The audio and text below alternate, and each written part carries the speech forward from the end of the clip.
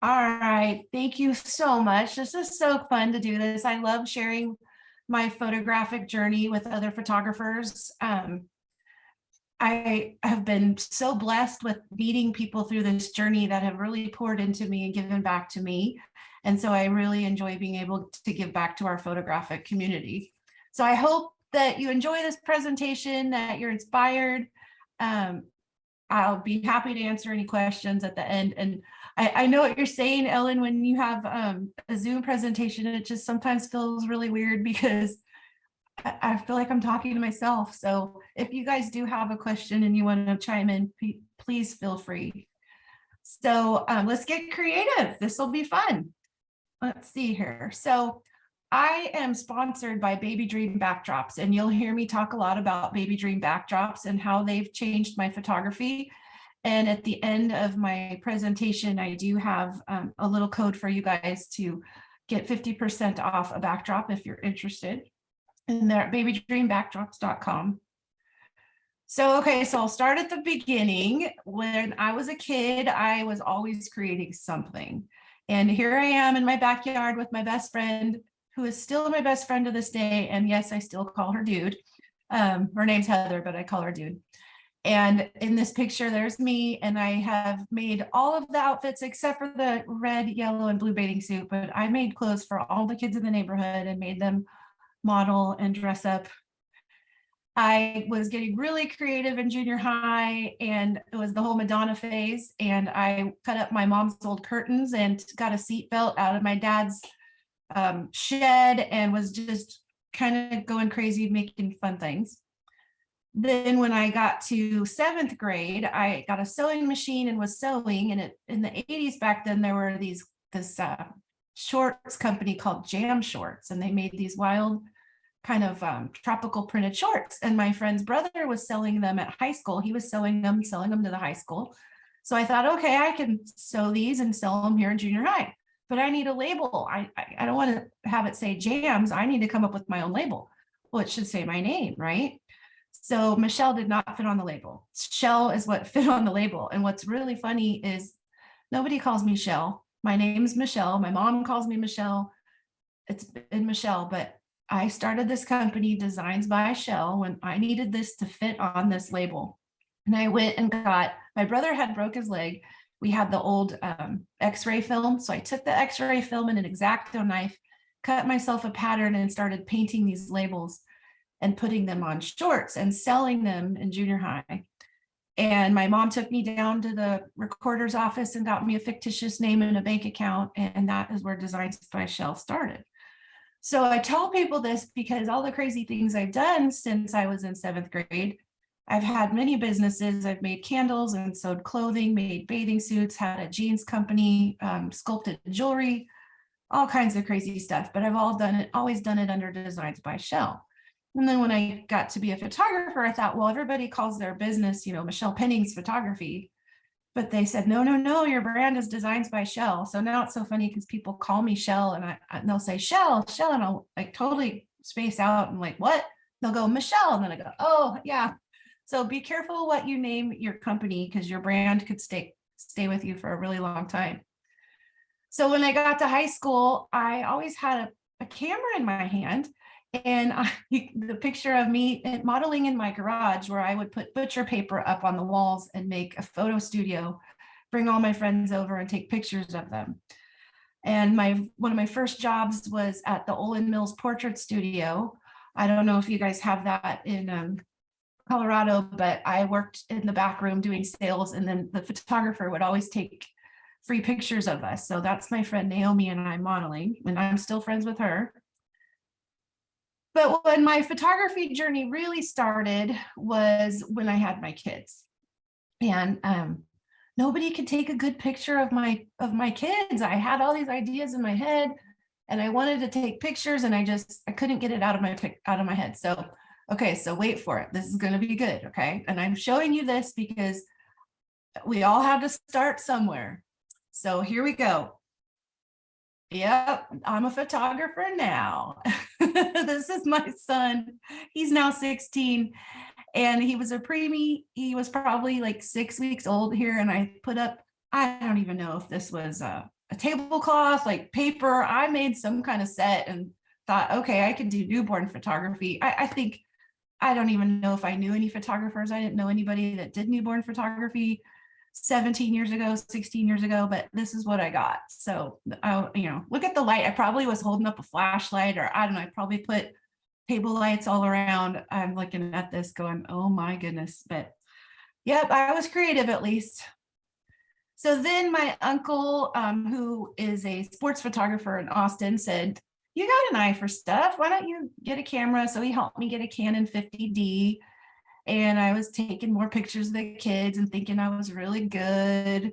And then I look at them and go, oh man, they're overexposed and underexposed. And oh, my composition's okay. But they're my kids and I was loving it. And people knew that I was taking pictures. So they would ask me to take pictures of them. And then I started getting kind of creative. And there was a photographer that I was following at the time that did all these kind of creepy pictures with kids. And so I started dressing up my daughter and face painting her and making her go outside and just taking more pictures and learning, get that camera out of auto. I learned how to use manual. I learned about apertures and shutter speeds. And I thought, okay, so when my son wanted to get in on it, I said, well, you kind of look like Mowgli from the Jungle Book. Let's go outside and take pictures. And so this is kind of how it began, the creative side. I did in 2013, on the day before Easter, dress my kids up like zombies and took them to the local cemetery. Yep, I did, for a photo shoot. We did get a lot of looks. I did get permission to be there. But I put makeup on them, and my nephews went too. My sister-in-law got really into it with me. And I just was having fun with the kids. So then I got even more creative and started thinking, okay, what can I do like to make clothes or props? So I had this idea to do a leprechaun shoot, and I was going to pay somebody to make this costume. I sew, but I didn't have time. I was busy. And I thought, oh no, forget that. I can do this on a budget. They don't have my whole thing that I say all the time is you don't have to wear it to the prom. You just have to wear it for 10 minutes. If you can endure it for 10 minutes, I can get a photo. We can work with this. So I took these tap shoes, because tap shoes are really cheap at the thrift store. And I took tap shoes. I think that toilet paper tubes to extend the ends and make them pointy.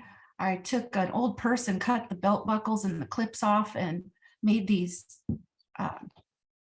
leprechaun shoes. I made little leprechauns. So then, of course, I dressed my daughter up and took her out in the yard and started taking photos. I learned how to do a rainbow in Photoshop. Didn't know much about Photoshop, but I just kept trying. And I would show people my images and they'd say, oh, that's really cute. I mean, now I look at it now and think, oh my goodness, the whites are super blown out and her eyeballs look like zombie eyeballs looking off, like you don't show that many whites of the eyes. But I was trying. And so I tell people, you can't learn unless you try. And so just keep getting creative and keep trying. Then I had my friend's little boys had this great red hair, and I said, oh, let me make these costumes for you. So I went to the thrift store and I bought little jackets and I spray painted them with actual like Krylon spray paint. They were so stiff and stinky. So I don't recommend spraying that for kids. I think they sell, they sell spray paint now for clothing. Things have come a long way. And then I learned how to liquefy their ears in Photoshop and do a little more. One of those is a little more Photoshop. So I just kept learning and I kept going. And so what I want to encourage you guys, and part of this presentation is, when at first you don't succeed, try again. And you can see the progression of my creativity and my photographic and Photoshop skills as we move on. So I really loved this one. So every year I would take my daughter out and do a leprechaun photo shoot with her and, around St. Patrick's Day. And then it evolved even farther. And so this is one of my, I haven't done a leprechaun shoot since this one, but this was one that I entered into the Master Photographers, the MPI, which is a Canadian international competition. It's actually one of the most difficult and one of the most world-renowned photo competitions that there is. And so I actually scored a gold and I was really excited. And I entered the International Photographic Competition for PPA, and it's made it into the merit collection, which is it was a huge accomplishment. So I was really excited about this. And this is my daughter Delaney, and she's always been really gracious to model for me. And you'll see her in a few more of these images. So now, I'm taking pictures. I'm thinking, I got my first paying client. I am a professional now. November 2016, the Merritt family, 26 people for $75, you guys, $75. I had my friend Heather call me and say, oh, I love all your pictures. I see them on Facebook. Can you do my family photos? Everyone's going to be around on Thanksgiving. Sure, $75, sure, this will be great. This is in my neighbor's yard, and I drug my couch, my little waiting room couch outside. And I actually, looking back at this, think, okay, I didn't do so bad. The posing's a little stiff and they're standing there, but everybody's face is sharp and clear and the lighting looks pretty good. But I really had to think about this and think, okay, it took me an hour to shoot this, a million hours to crop it and cull it and edit it. I cannot keep doing this for $75. Like, I made about $1 an hour. There's got to be more money to this. How do people make money? So I started asking myself the questions. How do I make money? How do I get clients? How do I work more efficiently? How do I be better than the competition? How, everybody's got a really good cell phone and they're out taking pictures. What can I do to offer somebody a better experience and a better product? So I figured out I better go find out how other people do this and figure out some education. So that's when I had a friend stumble upon, I think back then it was called In Bed with Sue. And then they changed it to Sue Bryce Education, and Sue had a 12-week startup program. So I bought into it, and it was every day there was something online. And Sue is really, in the beginning, was really big on natural light photography. And I did have some lights, but I thought, well, Sue can do it, I can do it. And so here's my very first picture of my daughter. I think I put her in the bathroom because the light was really good in the bathroom. And I thought, oh, this is good. And I look back and think, oh, wow, I have really come a long way. But again, I encourage you that you got to start somewhere. And so that's why when I look back at this presentation, it's really kind of fun to see the different stages. And, I remember this photo shoot and having so much fun at it. And I tell my kids to this day, if you do something you love, you'll never work a day in your life. So now with Sue Bryce Education, I'm at the associate level. I've almost got a master's degree. I'm a few points short of a master's with Sue Bryce Education. But Sue was a big, huge stepping stone and still is a big part of my photographic journey and my education. So then the next one I did was, you guys ever get the 5-day deal and the email of the 5-day deal? I don't know how I ended up on that email list with the 5-day deal, but I had no idea who any of those people were. But I started watching this Joel Grimes guy and thought, well, he's really good. I like what he's doing with the whole hatchet lighting and the 3 light setup he's got. So I decided to invest in my education. I told my husband, 2017 is going to be my year of education. I'm going to get our budget together and go out and start taking workshops and really pushing myself and really learning. And Joel's workshop was really amazing. I met Joel and his wife, Amy. We had a really neat group of people that actually, a lot of the class, we still talk to each other. And it was really eye-opening. And I started using everything Joel taught me. And then I got into more education, and I know that Ellen's talked about West Coast School of Photography. And that is another one where a whole week of education. I've taken Sandra Pierce, a whole week of Photoshop painting. Carl Kaler, it was an amazing class with Carl. He's an incredible instructor, a wealth of knowledge, taught me all about natural light and seeing my setting and being able to see the light and posing, how to talk to your model. I've taken Joe Glida's food class. So all these things that kind of got me going on my education, and all of these classes that I've taken have really, you learn from all these different instructors. And then I've never emulated one person. I just kind of take what they've all taught me and made it mine. So then I thought, okay, I went to WPPI. I don't know if anybody's been to the WPPI World Portrait and Photographic International. I believe it's in Las Vegas, and I it's think held it's once a a year. wedding Is and it wedding? photographers international. That's it. Yep, that's what it is. WPPI. Yeah, Yes. I've only So been once. Oh, and so I started going in 2016. I was super overwhelmed. I ended up walking into the print competition room and going, what is this? Oh, they have a print competition. I need to enter that. Okay. So the next year I went and Googled, and this is what came up when I Googled, what do you do to enter a print competition? Like, how do you Photoshop your images? What do you do? And this image came up from this guy. His name is Yannick, and I kind of just stalked him a little bit on YouTube. Found out he lived in Chicago, and I thought, oh, it'd be cool to meet him one day. And so I entered WPPI. Had no clue what, I just thought, okay, I'm taking pictures. They're sharp. They're in focus. My kids are cute. My dog's cute. I had people tell me, yeah, you should enter that. Well, in order to score and win a silver at WPPI, you have to score 80 points. And so I got my scores back and I was so disappointed. I was like, oh, man. And I had feedback. And it's funny because some of the feedback on here, they say good composition, good lighting, needs improvement, refinement. They give you, at this point, they were giving an audio critique. So I listened to all the critiques, but I thought 76, 75. So let me go back. So I thought, okay, I better figure out what to do. Well, I had gone to the Portrait Masters Convention, which is a Sue Bryce convention, and I met some ladies who were members of PPSDC, the Professional Photographers of San Diego County.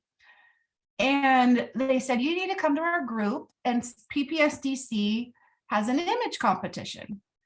Well, I was looking at the list of members because I'm always investigating people, and I love people, and you get to know me. Like my friends say, oh, you don't collect trinkets, or, some people have collections. I collect people. And I have just gone through this whole journey, meeting the most amazing people that I just treasure. But I can get a little bit where I'll go and look at somebody's images online and think, oh, I want to meet them. So when I Googled WPPI and found Yannick's videos, I went over to PPSDC's member list and was like, oh, I wonder who in San Diego I know. And that Yannick Vasho was on the San Diego PPSDC list. That Yannick is the one who did this video. So I thought, oh my goodness, I need to go to this meeting and I need to go meet this guy Yannick because he can help me. So I went to the first meeting, and sure enough, he was there. And it's so funny because Yannick and I are really good friends now. That was in 2017. And when I first met him, I went up to him and introduced myself and said, oh, I saw your video. So I said to him later, I go, were you totally weirded out that this lady was stalking you on Facebook or on YouTube? And he's like, no, it's happened before. And I'm like, oh no, that's pretty funny. So I remember going in and have my iPad, and I go into the meeting, and I meet Yannick, and I said, hey, I watched your video, and would you give me a critique on my score of a 76? And oh, he was so nice. Yannick is the nicest guy. He's like, well, we're trying to Rembrandt light the dog. That doesn't always go over well. He said, I really like where you're going with this, but I just think you need to light it a little bit brighter and think about the dog's pose and try it again and enter it into PPSDC. I said, okay, thank you for that. So I did. So the one on the left is the one I entered in WPPI. It scored a 75 or whatever that was. And then the one on the right, I tried to light the dog a little bit brighter, a little bit more even. I went for a different background. And I think this one scored a 78. So then I went, okay, 78. So I listened to the feedback. They said the dog looks good. Not sure about the lighting again. They said, lighting dogs is hard. They said catch lights look like they're in the right spot. They didn't love that the tongue what the tongue was doing. And that's the one thing that I learned too with photo competition. And what I tell people that I mentor now, you have to go with what you love, but you do need to listen, because a lot of times we get really set in our ways, or we've looked at an image for so long that we just can't see, what it needs. And so I really had to sit back and listen to the critique. They said, look at the specular highlights on the plastic shower cap, the white, maybe a different background, maybe more props at the bottom, a different composition, the dog straight in the middle. The background, not sure the background goes with the dog, try it again. So I did. So, and my husband is so funny. This dog is the best model. He's like, you're photographing the dog again. Like, I am. If you don't first succeed, try again. And so I do this a lot. I take the critique, and if it is something that I can reshoot, if I'm doing it for competition or something creative as a learning thing for me, I will do it again. So I did it again, and I tried it with the different color background on the left. I did a little different with the photoshopping. The feedback on the one on the left was that the dog, it looks a little too contrasty, a little too crunchy. The dog's not looking at you. Maybe reposition the props at the bottom, and again, try a different background. So, okay, I'm like, okay, I'm listening again. And so I changed it up. I went more monochromatic, made the dog sit up a little straighter, it's a boy, actually, my dog's a boy. And I titled it, My Mom Did This to Me. And I ended up getting a silver at WPPI. And just the sense of accomplishment and listening to all the critiques, and to get from what I had in the beginning, which was my 76, to win a silver award and be hung up with my peers who I felt were talented and the best. I ended up with this silver. So then I've entered this and a few other competitions this year.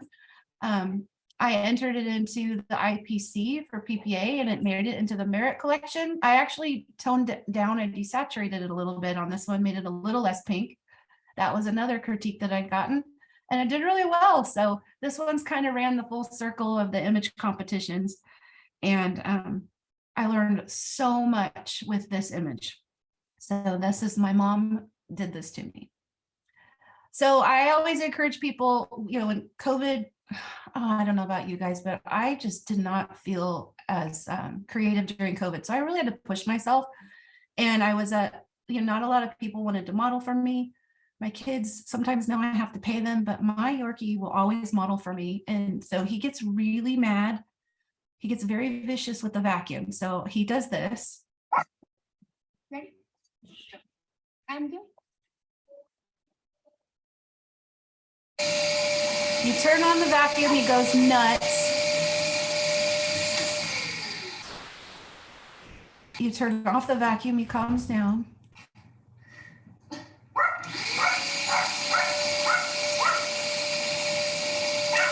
So I thought, what can I do with this? And so I thought about the lighting, I thought about a little backdrop and a set, and I photographed him doing this and did a 9-up because he had all these funny little crazy looks. I mean, the middle one, he's really vicious, and I named it Sometimes the Vacuum Makes Me Vicious.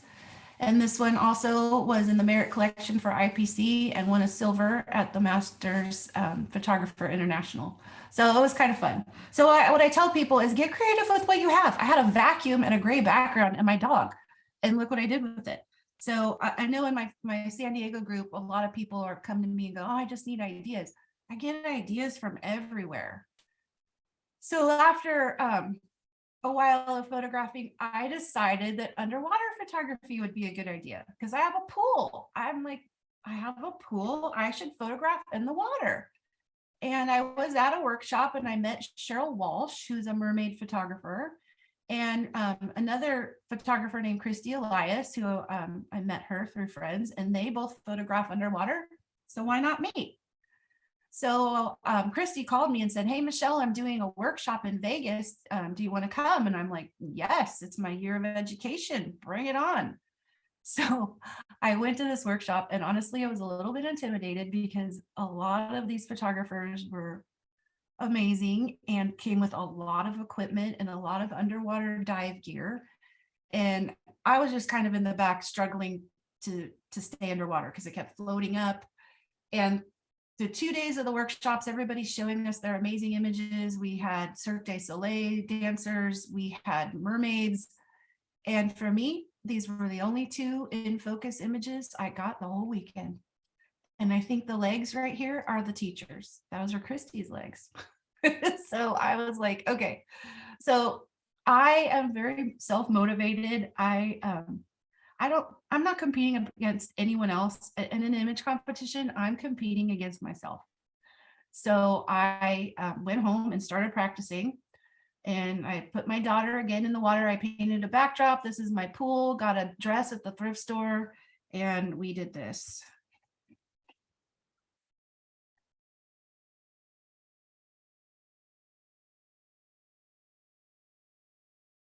And I learned how to hold my breath a whole minute. So we did that for quite a while and ended up with this. So I really, really enjoy underwater. It's really peaceful. I love the flowing of the fabric, and it does still take a lot of practice. I do have weights now that I hold a weight, and I hold my camera in one hand, the weight in the other. I've been putting baby dream backdrops in the pool. And I have my friend's daughter, Kalia, is a dancer, and she's actually right now in London dancing at a ballet school in London. But put her in the pool with flowing fabric, and you get this.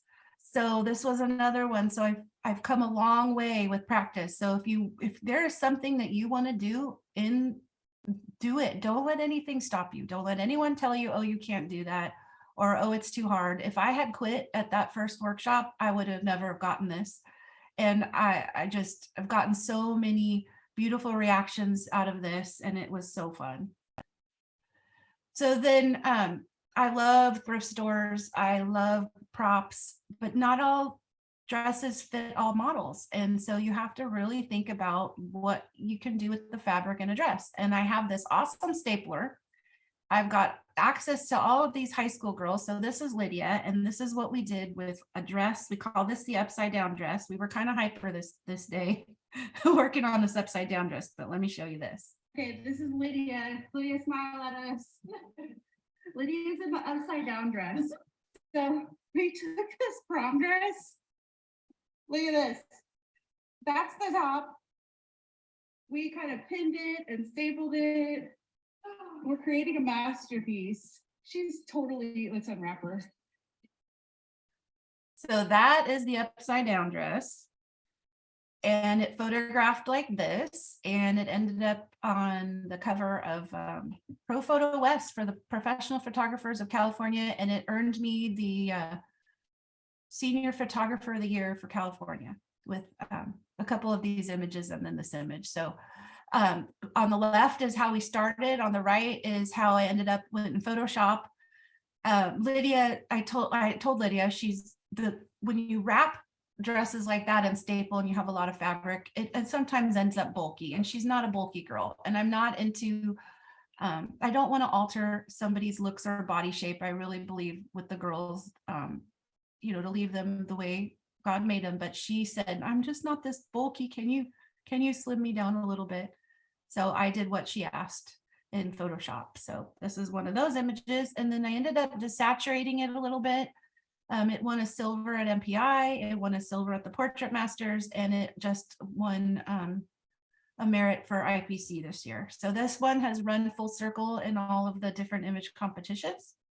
It was really fun. And it's fun too. Lydia is really proud of this. She likes to model for me, and show it off to her friends. So I tell people you can make clothing or costumes out of anything. But my favorite thing is my stapler. And this is the link to the stapler on Amazon. I don't think they sell, I haven't been able to find this Rapid brand one again, but it's more of like an alligator mouth. So it gives you more opening to put fabric in. And then I also like 5 yards of, 5 yards of bathing suit lining fabric. And I have an Amazon link for you. So this this video here is what I did with satin. I believe it's 5 yards of like just a thin satin. So I'll play this video for you. It's got a slow start, but then I speed it up. So this shows you kind of how I take a piece of fabric and wrap it and tie it around a model. Okay. And this is my daughter. My beautiful model ladies. This video, I'm using some silver taffeta, I don't know, silver gray. Turn around so you can see what I'm doing. Just walk towards me. I think it's about 6 yards of the fabric. And I'm just gonna do that. Okay, turn back around for me. And okay. Woo! It is a long piece, but it's gonna look flowy and really pretty. All right, so then I want to create this one. I want to create like a waist piece. So I'm gonna go to the end. And I'm gonna cut. Oh, like, I don't know, this much. Oh, that's just tears. Okay, this is gonna be our little. Put your arms up, please. Oh, look, it's already looking like a dress.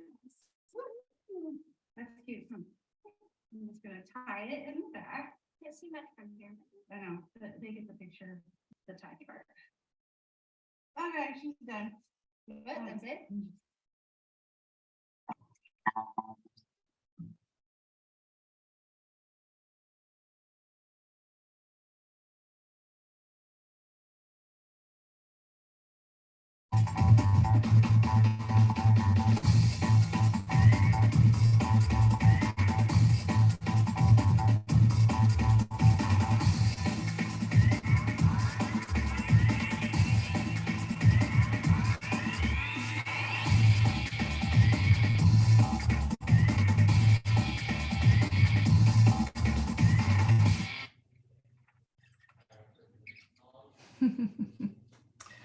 So that is that.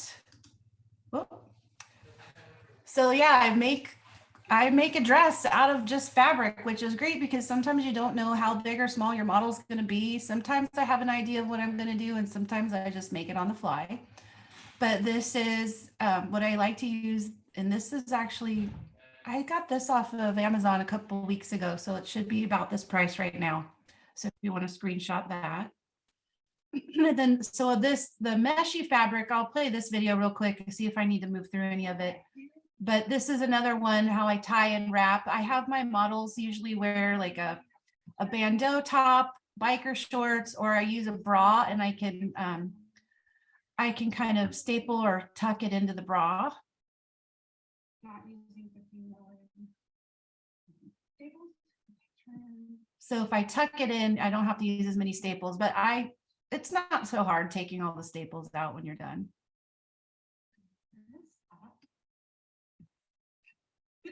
Sorry.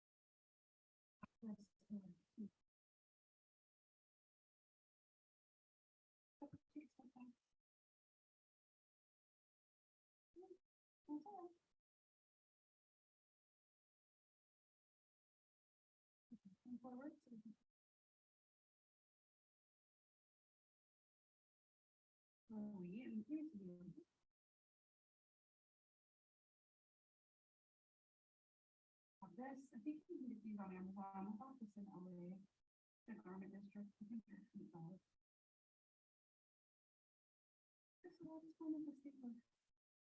So that's what I do. And I buy a lot of brooches and pins at estate sales and thrift stores, and use those to embellish or pin and hold it in place. So I use this fabric lining material a lot, and I will also use it as a base. because if like I've made a dress out of trash bags before, and you don't want plastic just touching your skin. So you can use this different fabrics kind of as a base wrap underneath anything you're creating. I made a dress out of curtain panels with leopard curtain panels. And so here's the curtain. I'll go through this quickly. So you can see these are just, I painted a backdrop, lit it, and these curtain panels here, I just kind of did it the same way that I did the silver fabric. And here's another. Hey, I want to talk about this dress. So this is 2 panels of curtain fabric. That what I did. If you want to show her back here, we pulled up, oops, I stapled it to your bra. We put a safety pin here and I stapled it to her bra. And then I brought it down in the front and we crisscrossed it, took one side and wrapped it around, did another safety pin right here to make a fake leopard dress. Pretty cool, huh? She can't wear it to the prom or anything. She can't even walk in it. But better than the upside down dress. So that's what I created with the curtain panels. Face painted her like a leopard, and the one on the left was one I played around with. The one on the right, I entered that one this year in the artist category, and it didn't merit, which, so not everything I do wins an award, but I sure had fun with it. And I tell people too, just, I don't win on everything. And I don't know if that one, if I'll work on it and maybe enter it again, I'm not so sure. I was kind of going outside of the box with that one, with the mixed media art, but it was just really fun. So I always think like, oh, when I come to your house, I might be looking at your curtains and think that we need to take them down and wrap them around you and do a photo shoot. So I'm always looking at stuff. My husband will say, oh, I'm going to go to Home Depot, and I'll go, can I go with you? Because I'm thinking, what can I can make a necklace out of nuts and bolts, and I've got wire, and oh, this will be so fun. I've made a dress out of magazines, and I've got a short video for you guys on that one. Let's see.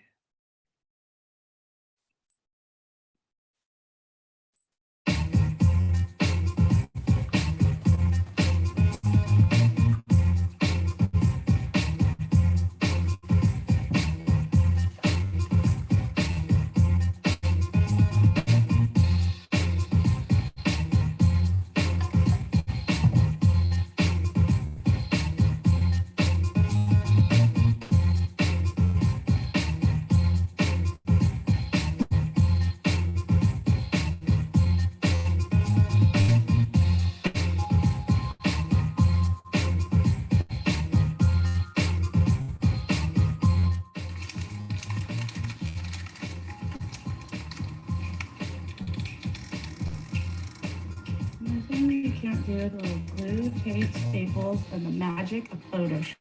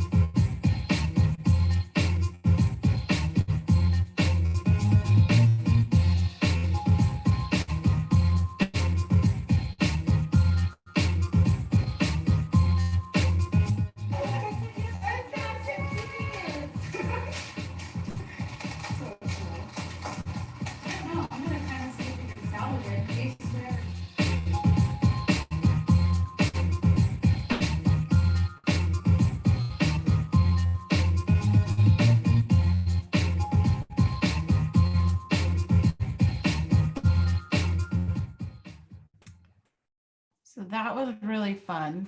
And I did that one a few years ago and think, I should do that again. I've learned a lot more about lighting and posing since I did that. I think I would choose a different model at this point. I love Vanessa, but I think I would have done it different. So you might see something more with magazines from me in the future. As far as inspiration goes, I get my inspiration from all kinds of artists. I love creepy and kind of dark stuff, so I'll Google creepy old master, or I learn from the new masters. There's a lot of photographers that I learn from. I know I have a lot of photographer friends that say, oh, I don't look at any images because I don't want to cloud my inspiration, but I get a lot of inspiration from everybody.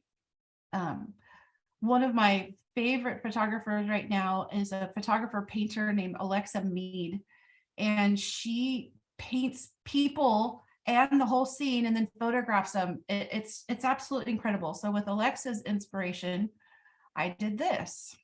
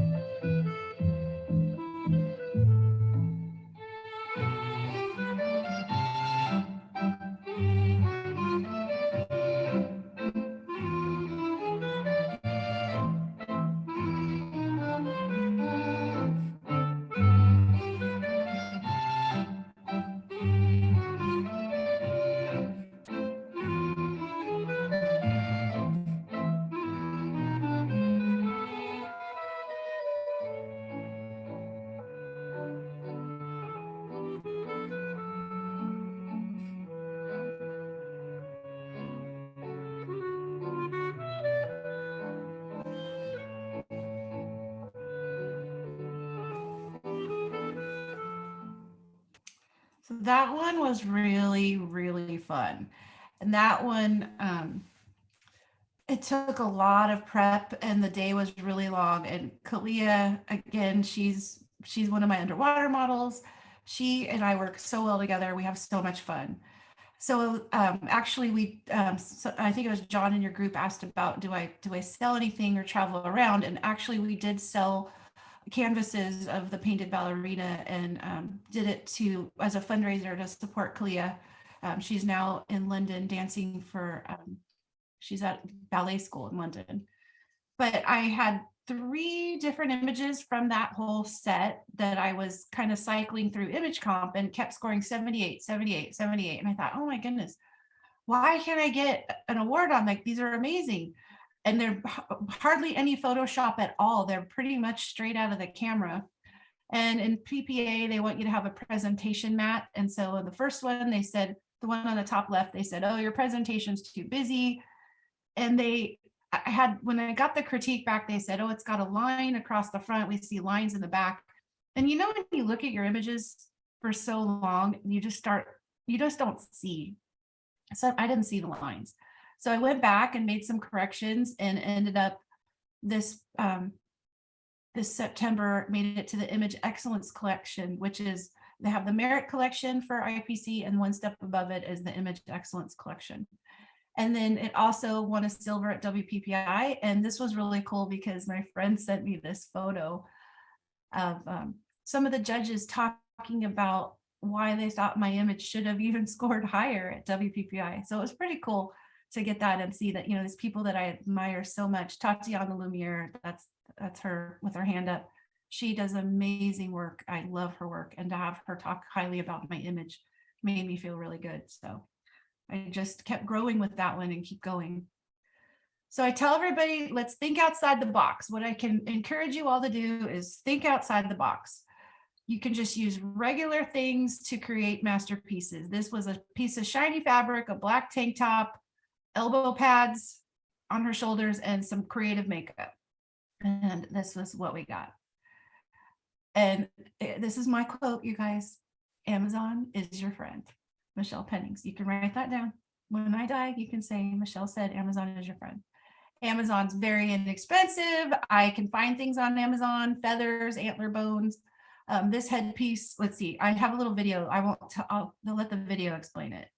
A couple of short clips so you can see what I made. I bought feathers and all these like, I don't know, like deer antler bone things. And then I took, that stuff you use in your cabinets. We took it out of the RV and the stuff to keep stuff from sliding around when you're driving, that nonstick stuff. And I sprayed it gold. I don't know. I looked kind of cute. I threw this thing together last night. I have been just procrastinating and I didn't get it done. But now it's done. So, and then this is kind of fun. So I took a purse. Look at this. I took this purse and cut it apart. And I hope it fits over her braids. If not, I'm going to have to cut it back here. But then I'm going to drape.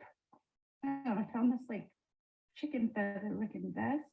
And then I'm going to drape the fabric for her skirt. So that's what I got going. So at this one, it was my daughter's teacher, and she had asked me if I would do a photo shoot with her.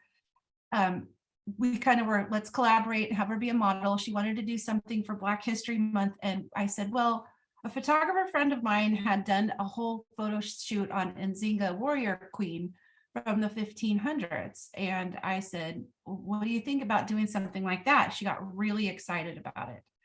So here's what we did. This is Michellle as Nzinga warrior queen. And this was just really fun with the makeup and the feathers. She wore the braids.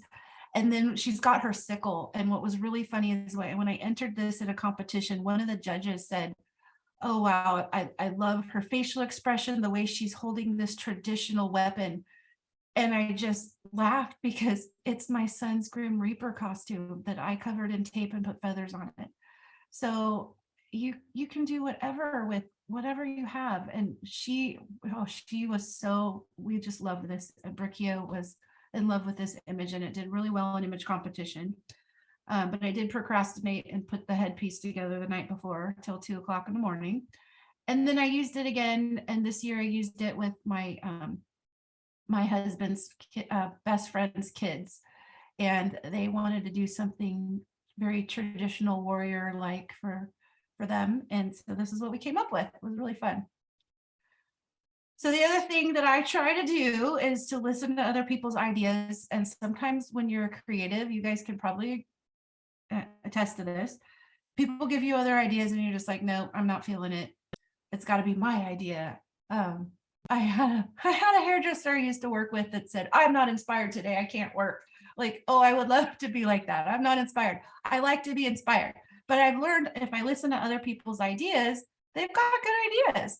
Sometimes my friends get good ideas. So a couple of the moms that I hang out with, our kids are all friends. They said, oh, I think our boys look like the outsiders, like Matt Dillon and Rob Lowe, and let's get them all costumes and make them look like the outsiders. So the boys were game to do it. They actually had a really good time. You can tell by their cute little smiles. I got out the Outsiders movie poster and I put the kids in it. And then the girls decided they wanted to get involved too. So this was really fun. Just a fun thing we did with the friends.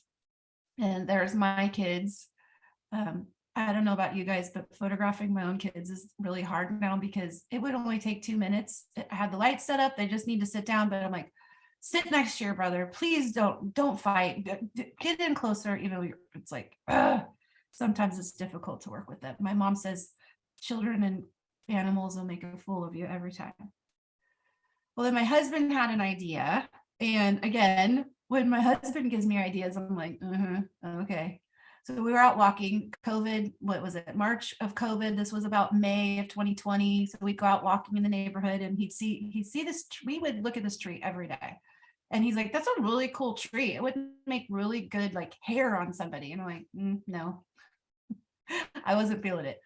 So every day walk by and he'd tell me, you don't listen to my ideas. I'm telling you, this is a good idea.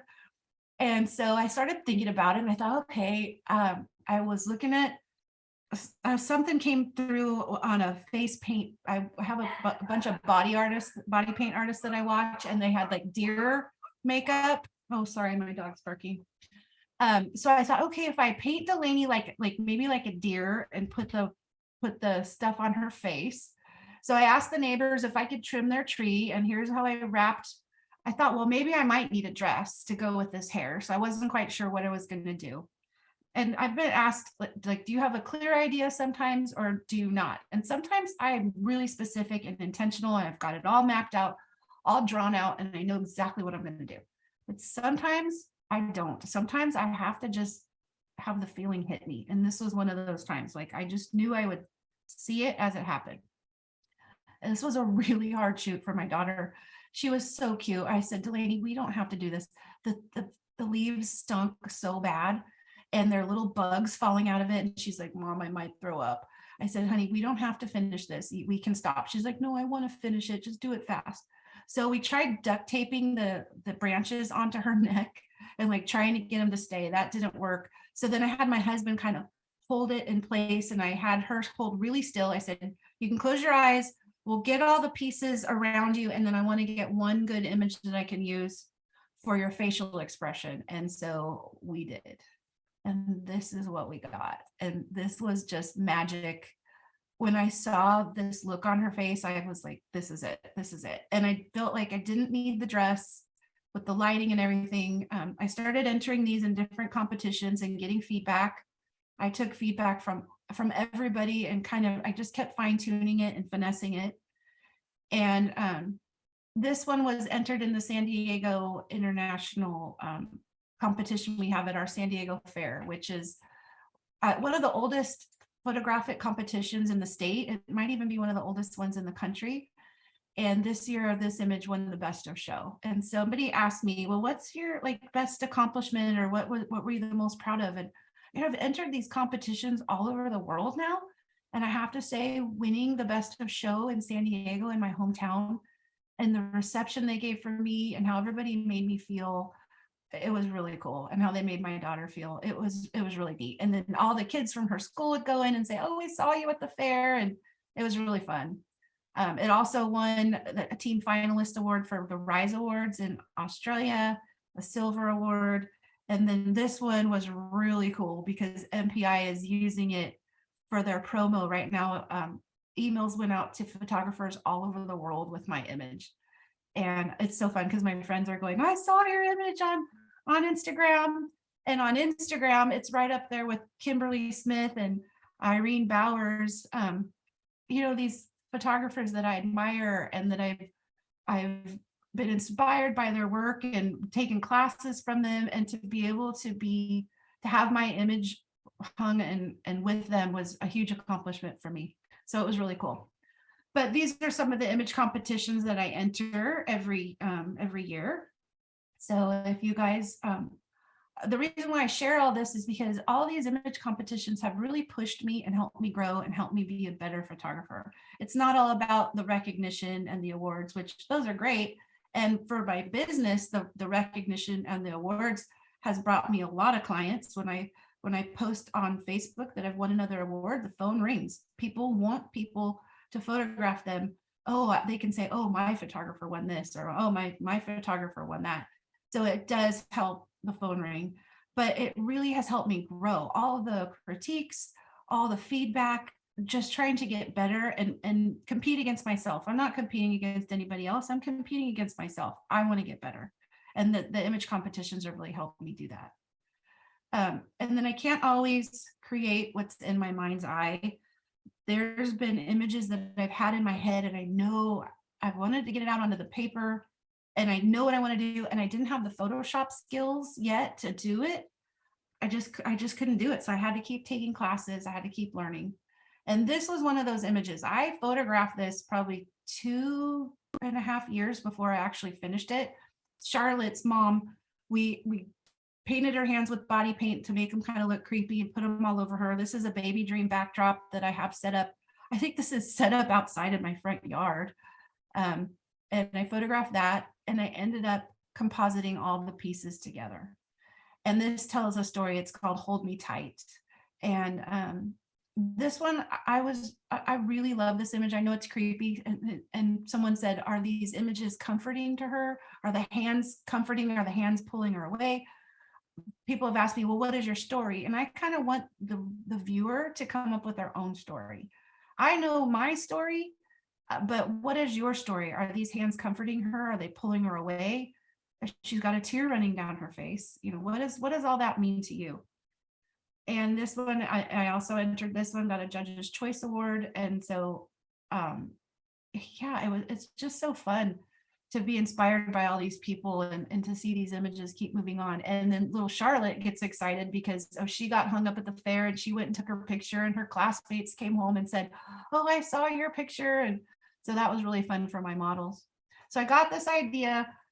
If I could photograph mermaids in the studio, it would be so much easier than going to the beach. And so for Colorado people, you're like, wait a second, you got the beach, but you want to stay home, which I know, but I think in this photo session, this girl, I think a wave came at the very end and completely drenched her. And so photographing at the beach is really, really hard. So I ended up making a set with fake rocks and the whole thing. And I actually have a video on how to make fake rocks on my YouTube channel. So if you guys all want to go and like and subscribe to my YouTube channel. But I made this set, and it's got the rock in the middle is one of those rocks you can put in your yard and cover up pipes and stuff. It's pretty big. But I have all the little girls come over and I do mermaid mini sessions. And I call it mermaid mini sessions with magic. I use the flood filter by Flaming Pear. I don't know if you guys have ever used that, but it's a great filter to make water. I don't use this when I actually shoot underwater because the underwater photography does the whole reflection on its own, but the flood filter is great if you don't have real water. And I loved how these turned out, but when I made the background, it's a lot of work putting this backdrop up. I hand painted the backdrop. I've got all these flowers that I bought and weeds and reeds I bought at Hobby Lobby. So this whole set was really difficult, and I didn't realize there was an easier way. And that's when I found Baby Dream backdrops, because now I have a mermaid Baby Dream backdrop. I just throw a couple of rocks out and some props, and I can do this really quickly. And Baby Dream's been really fun because it fuels my creativity. They make all these awesome backgrounds. This is my family at Christmas. And every Christmas I set up 3 sets in my studio and I do mini sessions. And my family, again, my husband's like, really, we have to do pictures. I warn people like, okay, next week we're doing family pictures. Okay, in 3 days. Okay, in 2 days, tomorrow. He says, what do we have to wear? I go, just wear a white shirt. I've got these red aprons. Well, what do we wear for pants? I said, it doesn't matter. So they thought they were so funny coming out in their boxer shorts, and they have on no pants in this photo session. So I got really good smiles out of them. They laughed. We had a good time. And so yeah, pants are optional. And I do Baby Dream backdrops for every season. And if I can't get anyone to model for me, I do my own. And this is a multiplicity shot. I just set it up on a tripod, set my timer and run in and take a picture. Then I come out and set the timer again and run in. I did Cinco de Mayo. So I do this to, and you need a promo. So I'm doing Cinco de Mayo sessions. Here's my promo, and this is what they'll look like. And someone said, oh, I think that lady on the left looks a little suspicious. I don't know if I trust her. And here's Halloween last year and fall. And then here's some other ones I've done with Baby Dream backdrops. I've got a Santa's living room. I got this hot cocoa idea from another photographer, but it's a flower pot from Home Depot with a candy cane handle, and then all the big ornaments wrapped in cellophane to look like candy, and then giant marshmallows. And then the doll box is really fun. I did those photos on my driveway when we were all on lockdown and people didn't want to come in. I could stand far with my 200 millimeter lens out on my driveway, and the girls would come and I would do photo sessions. And then there was this guy. This is Kobe. Isn't he cute? Oh, he's so cute. And he came with his parents for a photo session for waiting on Santa. And I thought, he is just too cute. I got to do something with him. So I masked him out, and my classes I learned at West Coast School on how to do Photoshop painting. I painted the fur all along the edges so he wouldn't look cut out, and I won all over the place with this one. And his parents ended up buying a big canvas of it, and he's so cute. And a couple other things here while I wind down. This is the set I made for fishing, another baby dream backdrop called, I think this one's called Wishing for Fishing or something like that. But the reed stands are liter bottles with PVC pipe, and I put rocks and Quikrete in the bottom to keep them standing up, and then I can put the reeds in there from Hobby Lobby. And then it was a coffee table, and I got logs from Home Depot or Dixie Line and kind of whittled out where I could put them on the corners over here, and then rope from Hobby Lobby that I hot glued on there. And I did this. So these little guys were really cute. The 3 older boys are from one image, and then the little baby, the mom had to sit there with the baby, and I photoshopped that was a composite. And here's another one. So I talked a lot about baby dream backdrops, and there is a baby dream backdrop news group on Facebook. So if you guys want to join this group, Aileen, who owns Baby Dream, is a friend of mine. She lives actually here in San Diego. And it's funny because I had been buying her backdrops for years before we met in person. And her and her husband, they are wonderful people, and I love to support their business. They have the best customer service and an amazing product. So join the Baby Dream Backdrop News group on Facebook if you're interested in these backdrops. They also have fine art backdrops. So they have backdrops that look like painted canvas. It doesn't all have to be Barbies and Santa. They've got some really lovely fine art looking backgrounds, and they're all printed on fabric. So they're easy to travel with. So when I go teach classes, it's really hard for me to bring my canvas painted backdrops. So I'm having Aileen put my backdrops on the fabric and making them Baby Dream backdrops.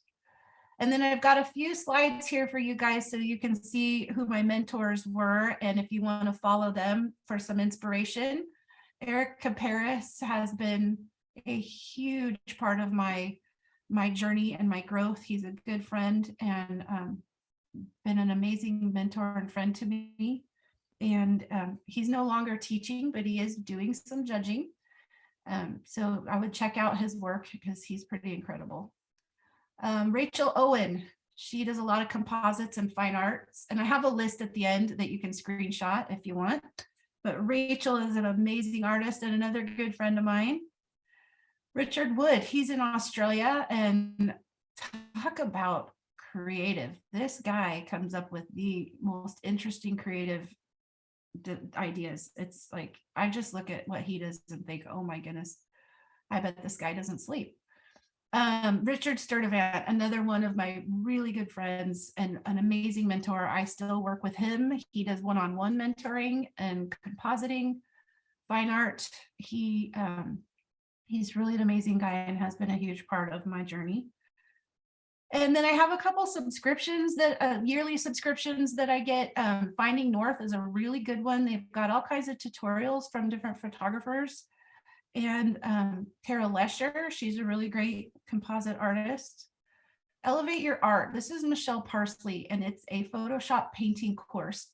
Know that she does not always accept new students. I think once a year you can get into this program, and it is online tutorial and a really fantastic like online community. But Elevate Your Art is wonderful. And Summerana, I'm not quite sure how you say it. I know Shannon Squires Tays is, she sometimes does tutorials on Summerana. And then here's a list. I have 2 pages of this if you want to check out some of the people that I've talked about. Eric Caparis, Carl Kaler is Photo Images by Carl. I have to thank Vicky Pappas Vergara for teaching me how to staple. She's amazing. And Ben Shirk, oh my goodness, you guys, Ben Shirk is crazy good. I'm going to go visit him next month and go work with him, take a workshop with him. Renee Robin, that's another really interesting. She's an Adobe ambassador, I believe, and she does some really creative stuff. And then some of the other people that I've talked to, Kimberly Smith, Irene Bowers. Oh my goodness, Irene is incredible. Her Photoshop paintings are amazing. And she also is a ghost painter for other photographers. You can hire Irene to paint one of your images for you to sell to your clients. So that's kind of cool. Alexa Mead, and then Alexander. I don't even know how to say his last name, but he's another artist that I really, really love. So I would love it if you guys would follow me on Instagram, and Facebook is Designs by Shell Photography. If you want to friend me on Facebook, you can do that.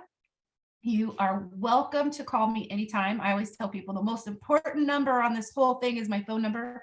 If you have any questions, you need any support, you want an image critique, reach out to me. I would love to help you. And there is your baby dream backdrop discount code. It's Pennings 50 if you guys want to try out any baby dream backdrops. Aileen has given me a 50% off code for anybody who's attended a workshop or a presentation of mine. So that is it, everyone. Are you guys still there? Are you awake? Wow.